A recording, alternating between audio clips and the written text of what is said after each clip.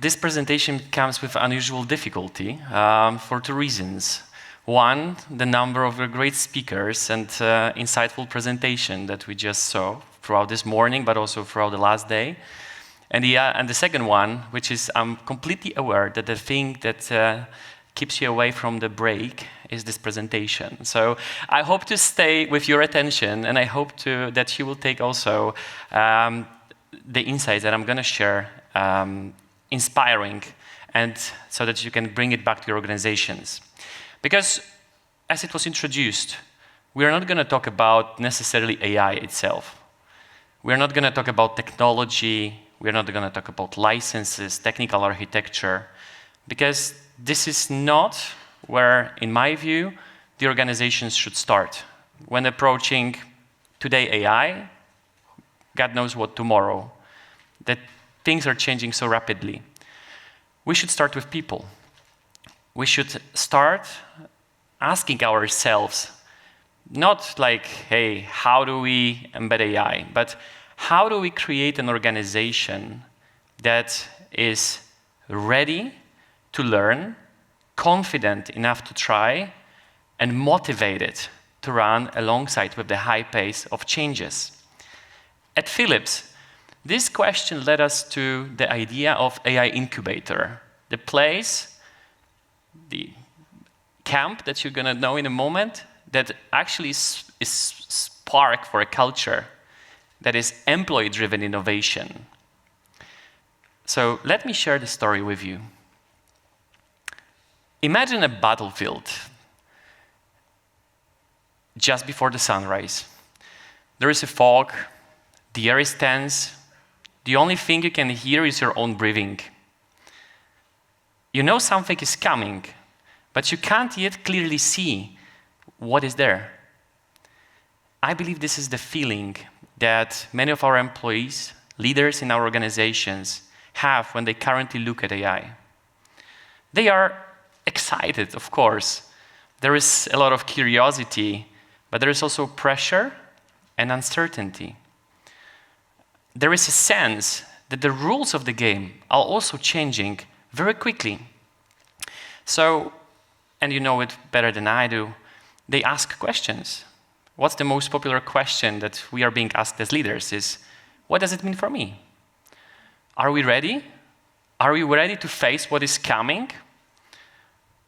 Are we moving with the right pace? And this is where leadership matters. This is where we as leaders need to take our roles to play. Because in the moment of this kind of transformations, people do not need information. They don't need to receive an email from you saying, hey, beautiful AI is coming. They need a path they can follow. The path that is not the theoretical path, that is the path that is practical enough to follow, that is safe enough to try, and ambitious enough to inspire them. When we talk in conferences like this, or in the boardrooms as leaders, we often speak in terms of AI brings productivity, brings performance improvement, automation, increases our competitiveness. But what do our people hear when we use this language? What is their perception when we start explaining how great efficiency we are going to provide? They hear, hey, will my role change? Will I still be relevant? Will AI expose actually mistakes I do and the knowledge I don't have within my own job?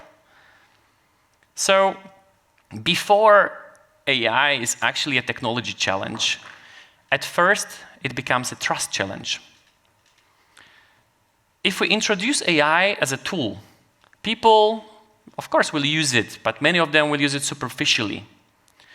If we use it as a mandate, people will resist.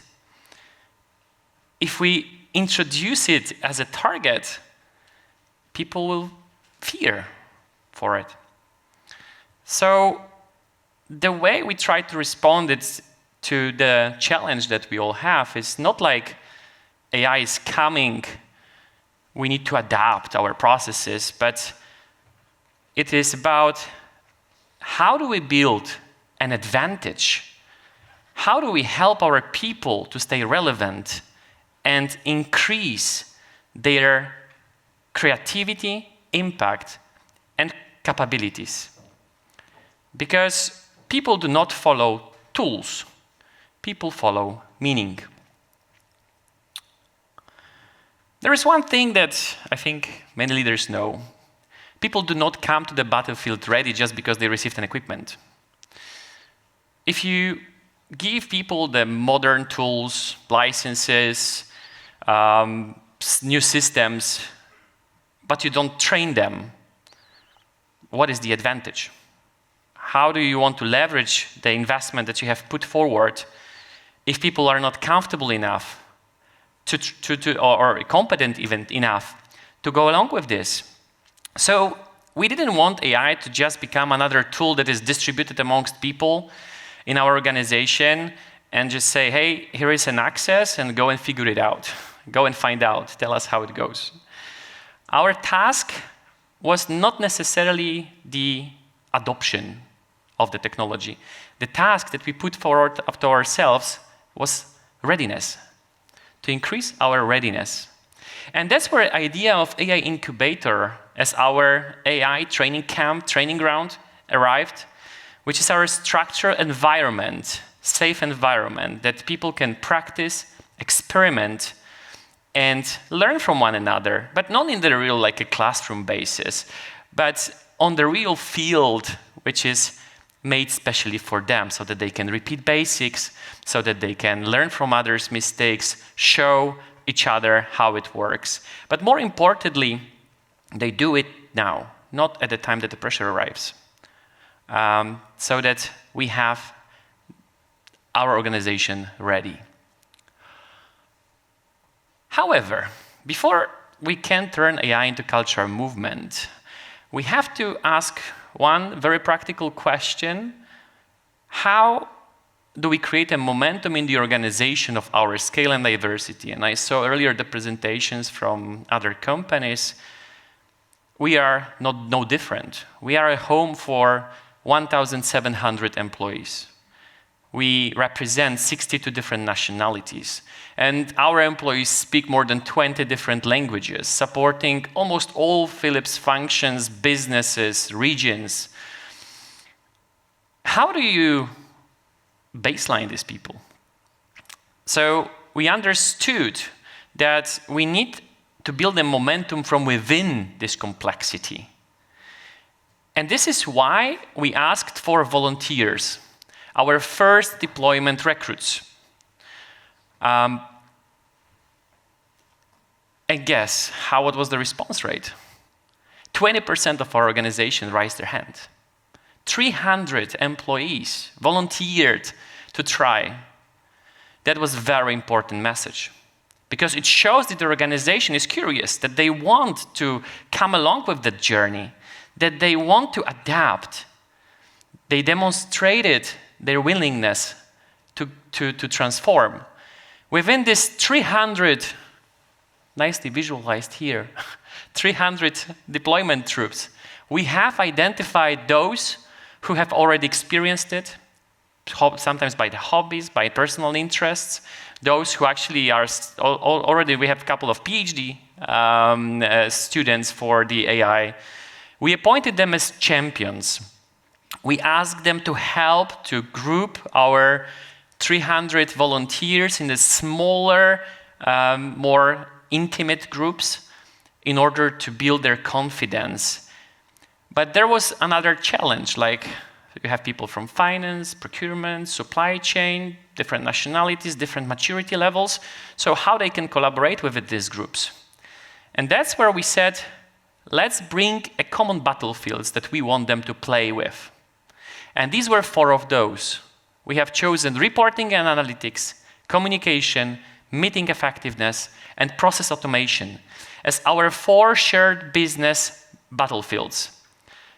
And that's where the conversation started to change from the technology itself, but also to the relevance, and from individual experience of all of those 300 people into a collective learning.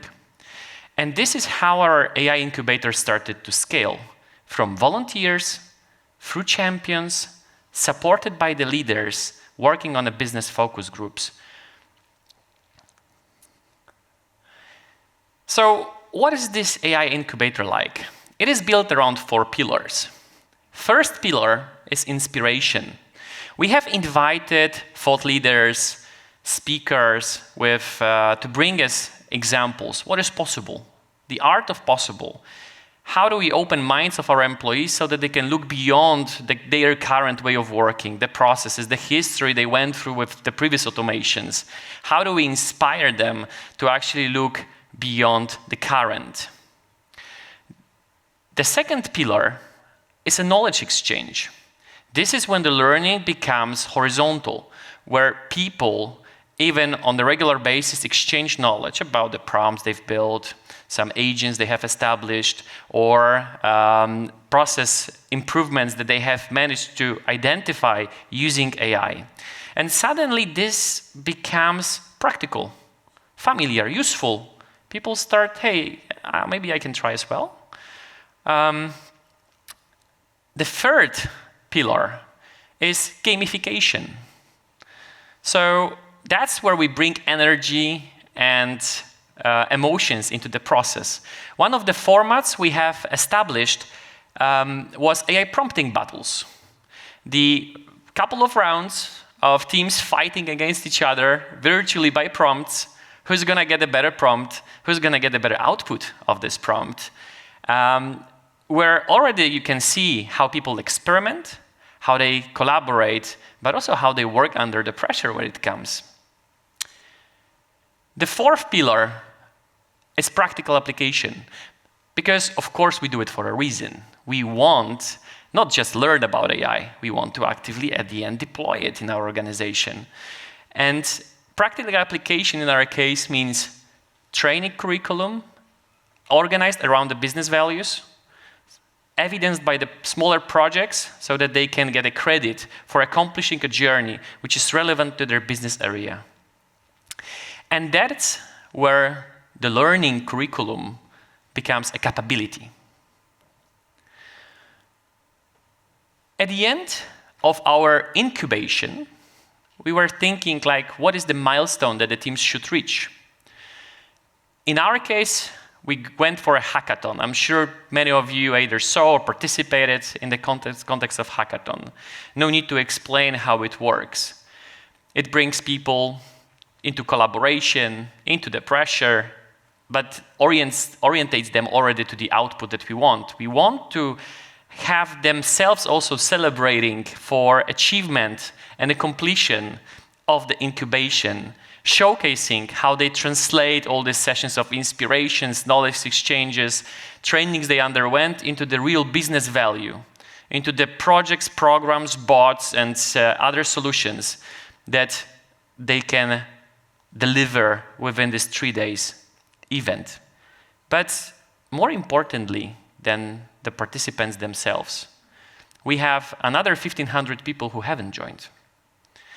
And to me, hackathon is equally important as a celebration and achievement and a milestone of those who joined, but also this is the moment where the rest of the organization observes you. This is the moment that people who didn't join at the first wave, they are watching their colleagues and they are checking, hey, if they could do it, maybe I can also do it. This is the moment that the first volunteers are creating a momentum within the organization, and they create a safe path forward for others in the organization to join them. And this is how the culture scales. So the fog is lifting.